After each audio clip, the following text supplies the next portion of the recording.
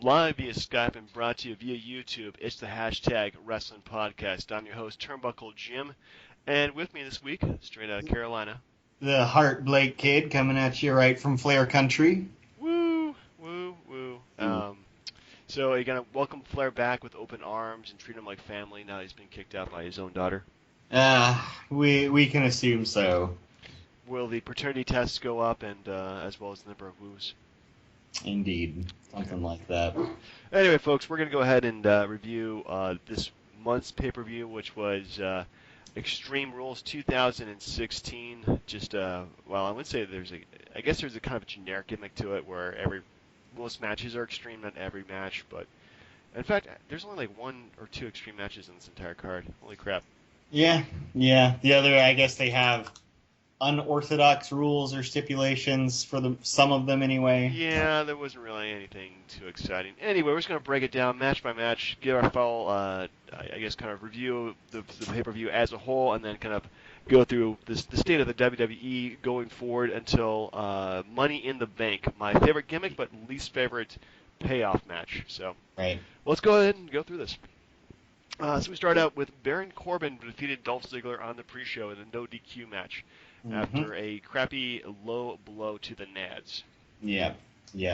I mean, I guess it's about time they gave him a win. I guess it's hard to call it a dirty win because, it is no DQ.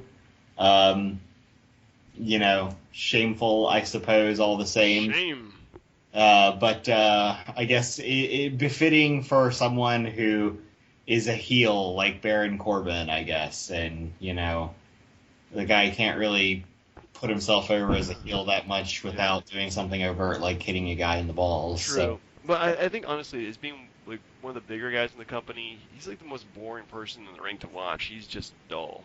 Yeah, I get the feeling he doesn't really enjoy, being there that much.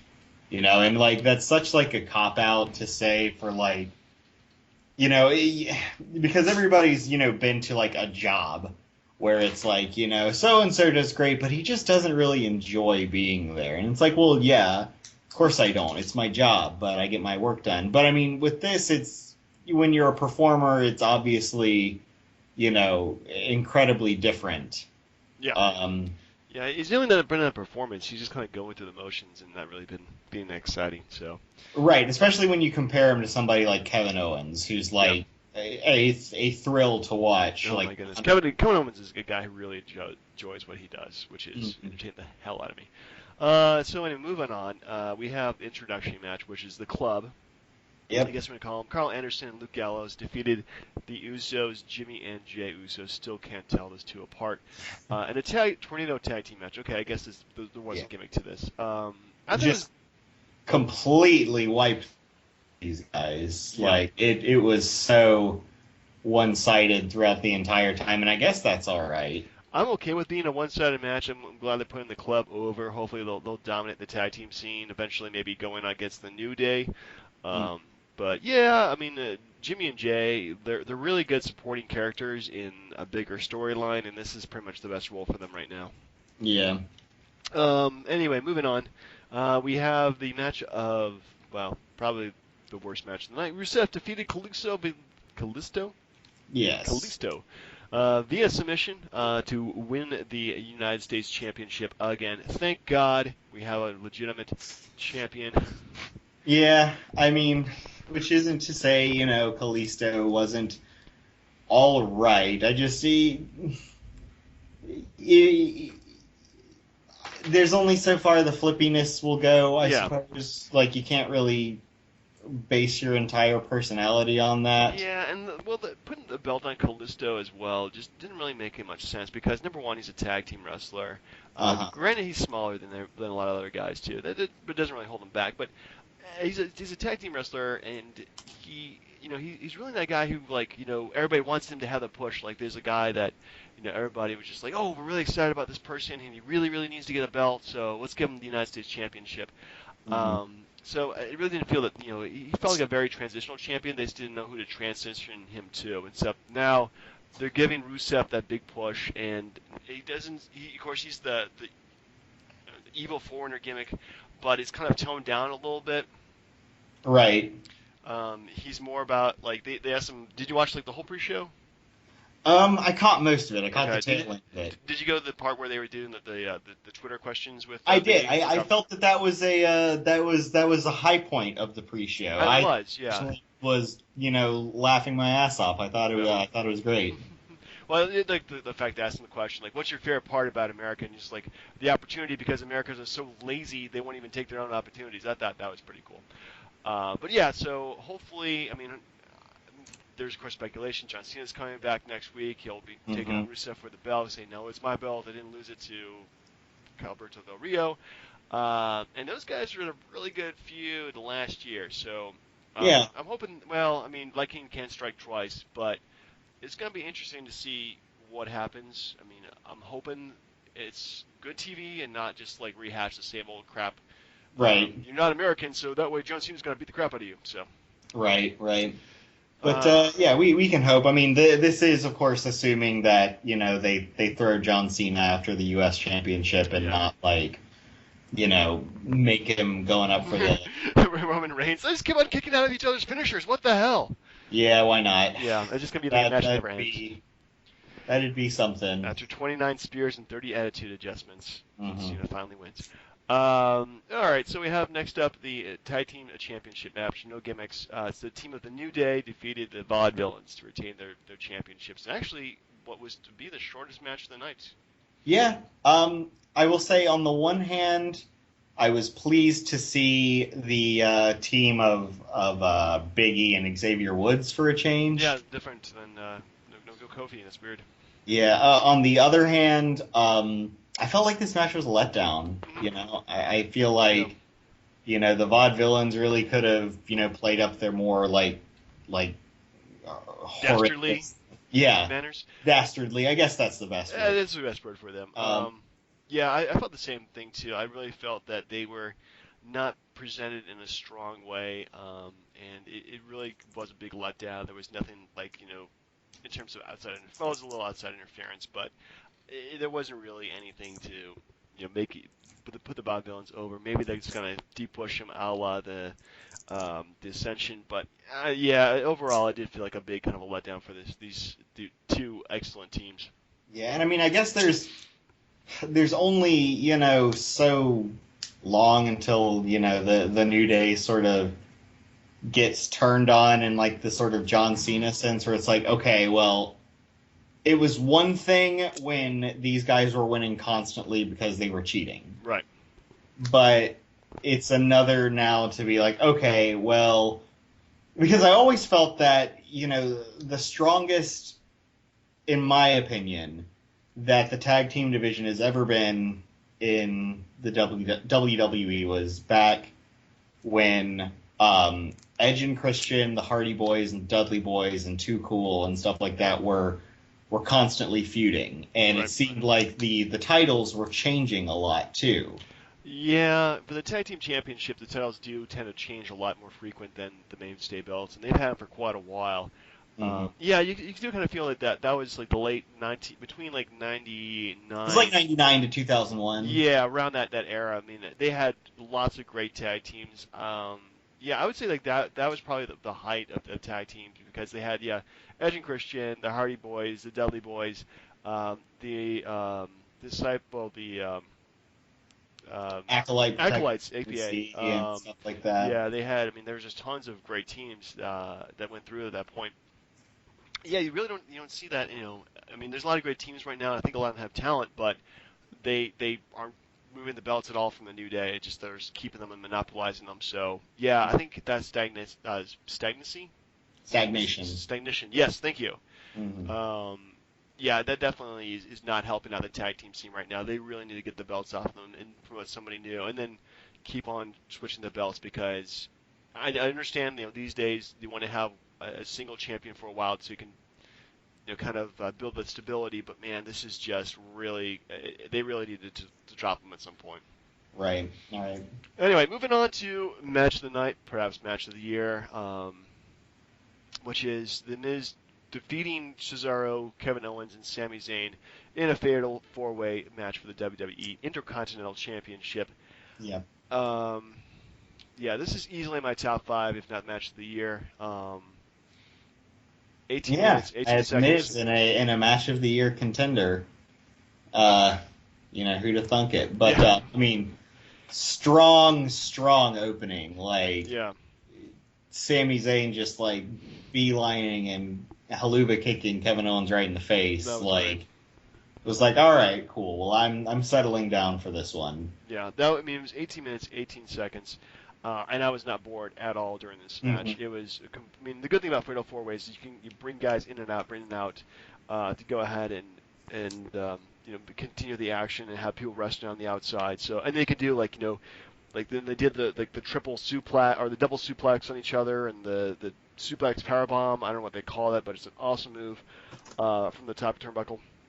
Where all Right. four of them are involved. I mean, it's just great stuff like that, that you can do in a Fatal Four-Way match. You just can't do in any Rumble matches. But yeah, I mean, it didn't. It felt like everybody got its spot. Everybody looked strong. I mean, this is probably the best the Intercontinental Championship scene has been in for quite a while. Yes, Recent memory, at least. Yeah. I would certainly agree with that. Definitely strong. So yeah, I mean, obviously Kevin Owens and Sami Zayn, the match from last month, that was probably top 5 too. Mm-hmm. Kevin Owens versus Dean Ambrose at Rumble, also my top 5, and Sami Zayn versus Shinsuke Nakamura at NXT Dallas, also my top 5 as well. Is that top 5 yet? I don't know. I might make a top 10. Pretty much any Sami Zayn pay-per-view match or Kevin Owens pay-per-view match automatically go into my match of the year candidates. Right. But yeah, definitely, the top match of the night. I would agree. Complete. Next up, we have Kevin Owens defeated Chris Jericho in an Asylum match. Dean Ambrose. What I saw him. Yeah. Shawn Ambrose? Yeah. Dean Ambrose beat Chris Jericho. Yeah, Dean Ambrose defeated Chris Jericho, yeah. 26 minutes, 21 seconds, and it felt every bit of that. I didn't hate it. I honestly enjoyed it. Frankly, it was just kind of a Hell in a Cell match without a roof. So as far as what makes an Asylum match, rather different. I thought it was entertaining. I very much like the back and forth. I always am entertained when Jericho is just kind of running his mouth in the ring. Right. This guy makes me laugh. I get the feeling that the spot at the end with the thumbtacks is literally just to get Triple H to shut up, or so Chris Jericho can kind of like hold that over his head. Right. Man, I gotta you gotta like give it to him though, because he was there on Raw the very next night. Yeah, taped the hell up, and he did a pretty decent match too against Apollo Crews the next night. Mm-hmm. Yeah, to see about the thumbtacks, honestly, like my interest in the match was like, well, shut the door. They went for one weapon. They used the one weapon. They discarded it in the corner. Oh goodness, they have a 2x4 weapon, barbed wire. They use it a little bit, and then it's discarded in the corner, and then it comes back later on a little bit. They just went from like item to item. Like, my goodness, this is getting kind of boring. And the thing is, Dean Ambrose and Chris Jericho being stuck in the steel cage was really just felt too small for them. Like they always do better when they're in matches where they can go ahead and use the whole ring area, as opposed to just being stuck in the cage. And they did a couple of good spots off the top, but nothing really great. But yeah, when they brought the thumbtacks out, I was like, holy shit! I didn't think they were gonna use them. Yeah, well, yeah, I didn't think so either, because it brought him out. That the excellent comment work. Just look at Chris Jericho's face. It's just like, ah, crap. He brought out thumbtacks, and then they put the thumbtacks down, and I had the same thought. They're not going to use them. They're just going to tease them, and then holy crap, they actually does a back body drop. Dean Ambrose does, and Chris Jericho into the thumbtacks, and honest to God, that looked like it hurt like hell. Oh my God, his reaction was like, I definitely couldn't have any more composure than that. Right. I can tell how much of that is selling, how much of that is like a legitimate reaction. I'll tell you what, dude, the very next day, I stepped on one by accident and like screamed like a child. I can't imagine like having like several of them Yeah. like. And I imagine shock sets in pretty quickly. Yeah, your adrenaline I just don't think overcomes that. I feel as though they probably don't hurt nearly as much going in as they do coming out. Yeah. Um, but in response to your first point where it's like, well, they used it and then they discarded and they used it and discarded it. I feel as though I prefer that much more than say the Dean Ambrose Brock Lesnar Yeah, match at that was really what disappointing. was it? WrestleMania. WrestleMania. There's a little pay-per-view called WrestleMania. Yeah, oh that one. How could I forget? Because there's a lot of shit going on that stupid pay-per-view. But where it's like they pull out a bunch of stuff and never use any of them. Yeah, the And it's chainsaw and the barbed wire bat. Yeah, I'm glad they actually use weapons in this, but man, I don't know. It just felt like they could have made the match about half the length and made it a bit more exciting. But I like the ending. I just kind of was really bored overall by the match itself. Sure. Anyway, moving on to the next match, we have Charlotte versus Natalya.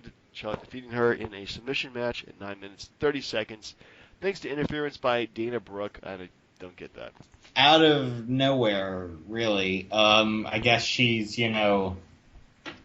she's blonde, so She kind of looks like Arn Anderson.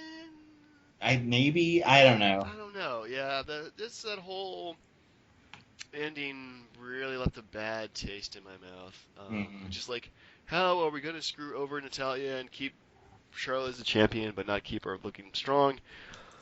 Yeah, I was. To be honest with you, I was really disappointed by that match, and I really wish they would have a clean finish to a freaking Divas match. And just once would be nice. Right. Anyway, speaking of definitely non-clean finishes, the next match, Roman Reigns defeated AJ Styles in an Extreme Rules match, meaning everything goes. 22 minutes, 12 seconds. What did you think about the match? All right. I'm going to start with the good. Okay. Roman Reigns' little razor's edge seated powerbomb move needs to become his finisher. It's a lot more impressive than, a spear or a punch. And he did it pretty well. I remember watching it and being like, okay, Roman Reigns. And I believe it was then that the crowd, threw the "you still suck" chant for him. Which is, another way of them saying, like, oh, okay, that was all right. Yeah, we respect that, but you still suck in our eyes. Yeah. Rigby, you still suck. So there's that. Now that I've said, the good parts, a lot of people are complaining that AJ Styles went down too easily. I don't think that was the issue. The guy got put through several tables. Yeah. And it wasn't that he got put down too easily. It's that, Roman Reigns got annihilated by a chair several times in a row.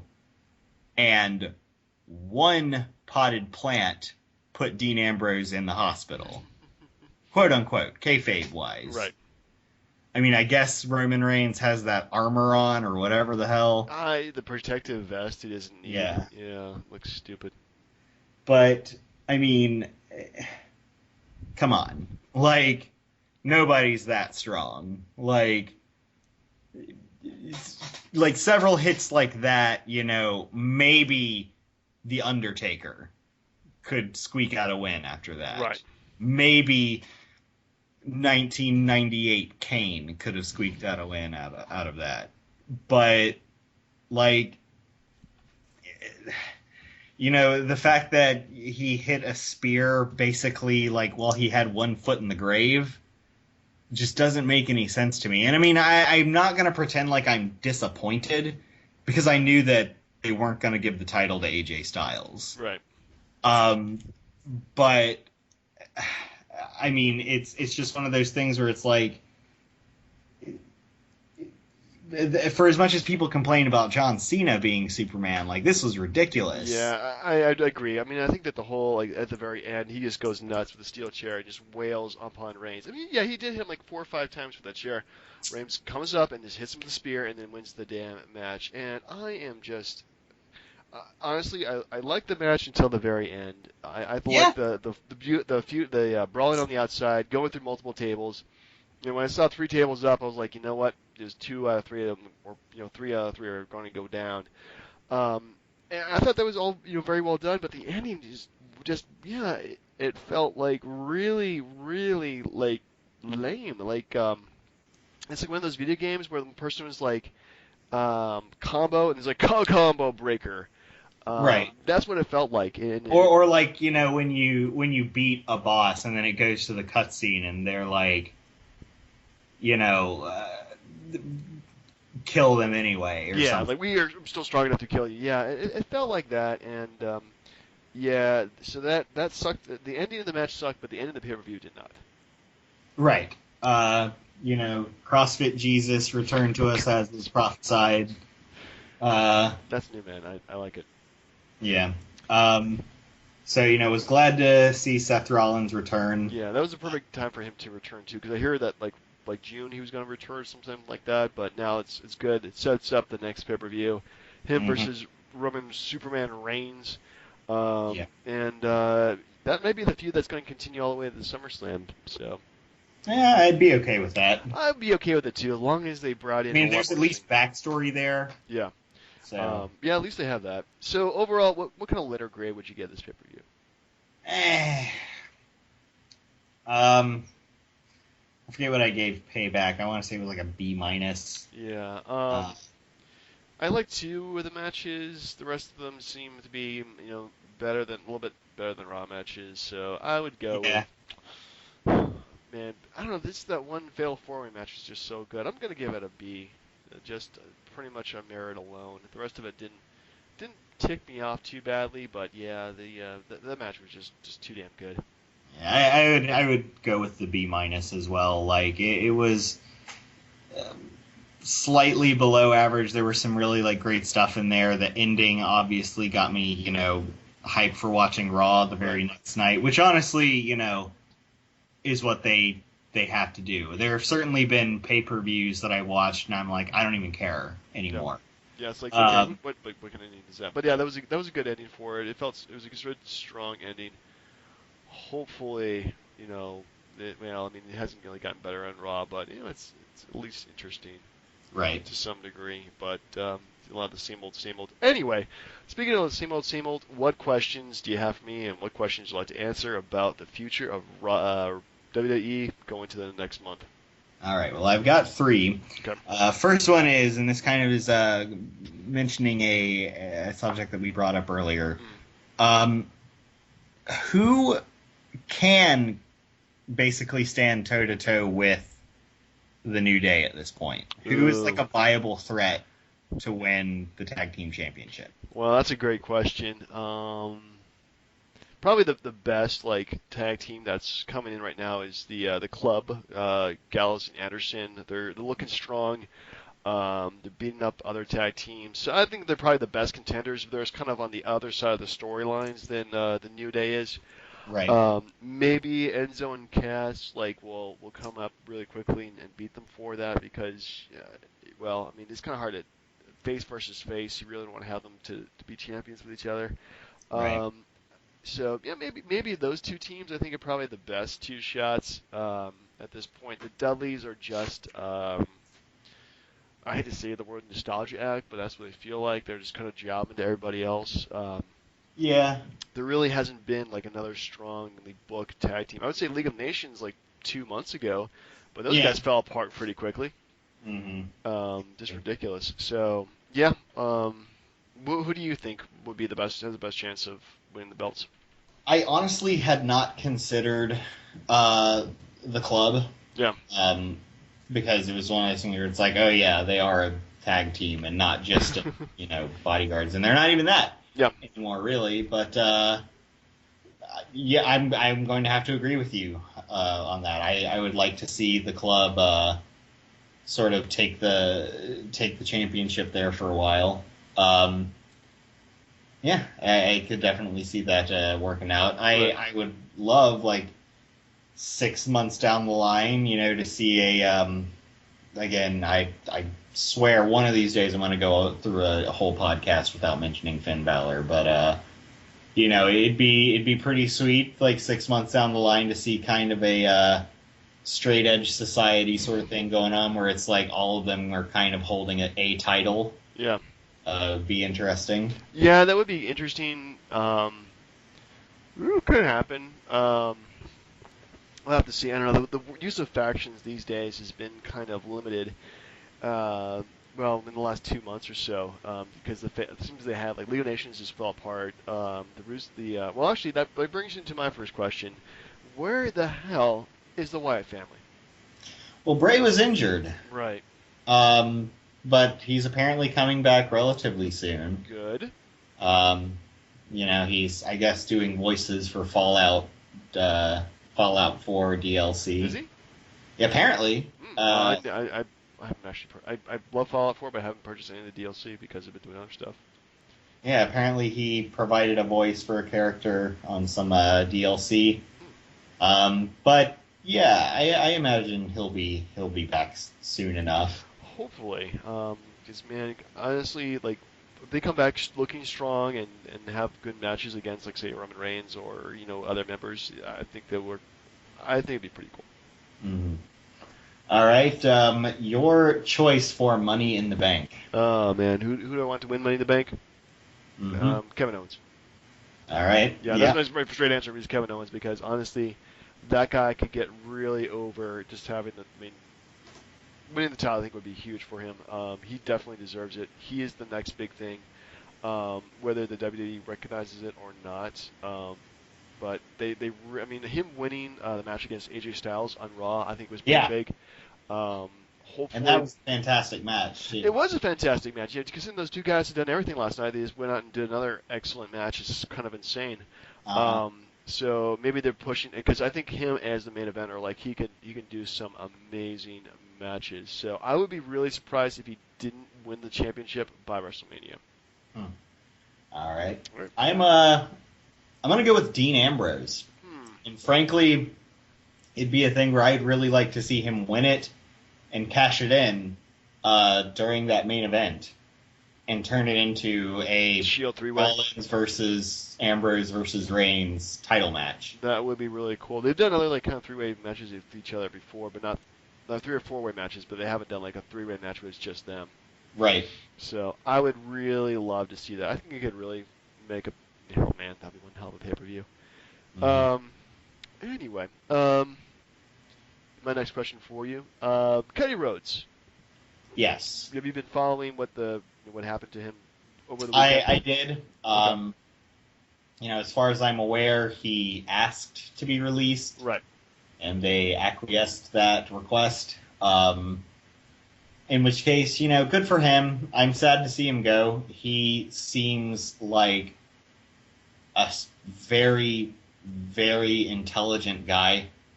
I know he wasn't super fond of the whole gimmick they were giving him. Right. I frankly loved it. I really enjoyed Stardust. I thought he was, a very colorful character where, like, it seems like more and more, they're trying to shy away from that. I mean, case in point, right now, our headliner's whole thing is he's a guy. And that's it. Did you read Cody's whole statement that he... I did. Okay, good. Yeah. Right. Yeah. But it doesn't seem like there's a whole lot of sour grapes there. It just seems like if there are, he's composing himself very professionally, which is good. I mean, hell, Zack Ryder, as much as I love him, the guy loves to complain. And certainly I don't feel as though his complaints are unfounded. I think he's kind of getting the shaft a bit, but it's one of those things where it's like, man, I can't imagine working any job and going on my Twitter and complaining about it that publicly and expecting, to be rewarded for it. Right. But in the wake of all of the releases that are coming through, Cody Rhodes is definitely the one where I'm like, yeah, happy trails, best of luck to you. Indeed. Anyway, any more questions for me? You had said you had one more. Yes. Geez, now I'm trying to recall what it is now at this point. That's why I write mine down beforehand. Right. Oh, yes. So, women's division. Yes. What happened to it? People just lost interest in it. Did they? Because I certainly didn't. Well, I mean, okay. Like, Well, I mean, okay. People, I mean, like the WWE did. Right. Like they're like, it's the same. Yeah, they've got back to the same formula they had before, which was they get one match. they get one match and that's it. And they do like 2 matches. Holy crap! Like the thing is, like they really haven't well. There's tons of women they could be putting over. They should be putting over, but they're not devoting the time to it. For whatever reason, they didn't even do like a Divas match yesterday on Raw. They just had the segment with Charlotte, and yeah, it just feels like Divas Revolution doesn't feel like. Maybe at this point they feel like they need to put more women in the division, but or they call it the Divas division. Yeah, I suppose You have permission to beat me now. Um, yeah, I just feel like they just kind of like they lost interest in doing that, in doing something revolutionary and different. Which brings you to my next question, actually, my final question. Money in the Bank match. Should they do one, or could they even do one for the women? Well, I feel like what they need to do is before that is they definitely need a women's tag team championship. That would be really cool. I think, and a lot of people are like, well, they don't have enough. But like, if you really look at it right now, we could go through and count all of the women that go through, and it's a pretty extensive list. I mean, just think about that WrestleMania pre-show match, and there were like almost a dozen in there, yeah, like not including a lot of the people that they just brought in. Yeah. So, this is just me throwing a number out there, but there are at least 15 female superstars that are currently like active in the main roster. It's not as though there are 15 male superstars that get featured every single Raw or SmackDown. Right.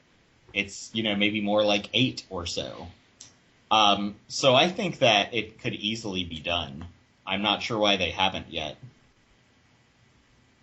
Again, I think it just comes down to this losing interest in the whole and the women's division for the most part, which is frankly pretty sad because I think honestly the work they did with NXT, the women's matches there were just phenomenal on so many levels. And then they go. I mean, they've been doing some decent matches, but they just really haven't portrayed them as legitimately as they did in NXT. Right. I'm inclined to agree. Yeah. Alrighty. All right. Well, that's 3 up, 3 down for me. 3 up, 3 down for you. Any final thoughts before we end this podcast? Well, I'm just holding my fingers for, crossing my fingers for a Shield versus Shield 3-way feud. That'd be pretty awesome, I think. Yeah, I got a hard on for that too. That would be really, really cool if they would do that. It would be pulled off really easily. So yeah. One final question, actually. Yeah. And I know that Seth Rollins masterfully last night on Raw spun things around and was able to get some cheap heat. Yeah. But how long are they going to be able to keep up this narrative of Roman Reigns being the good guy? Well, we're just going to say it. Quotation marks. Yep. Yeah. And Seth Rollins being the bad guy when everybody is booing Roman Reigns and cheering Seth Rollins. I think that lasts no time at all. People will be assuming like Seth Rollins gets back in the ring, people are going to be cheering for him. People just don't want to go by the narrative anymore in terms of who's a bad guy and who's a good guy. They just want to cheer for the people they want to cheer for, I think, at the end of the day. So if they know this person's being pushed down our throat, but they aren't as exciting to see somebody else who's considered a bad guy, um, then they're just not going to cheer for him. And I think it's just really the antithesis for we know who they want to push as being the big guy, but the fans just don't want to see that person being in the main event. It's like what happened with Batista and Daniel Bryan. Sure. Back in 2014, people loved Daniel Bryan. They wanted to see him win, and then Batista should be the guy who wins, and they booed the shit out of him. So this is the same thing. They're just not caring anymore, and I think it's honestly, if you look at the Raw ratings, if you look at everything else, it's really hurting the long term. Just not listening to the fans. It's bull crap. So.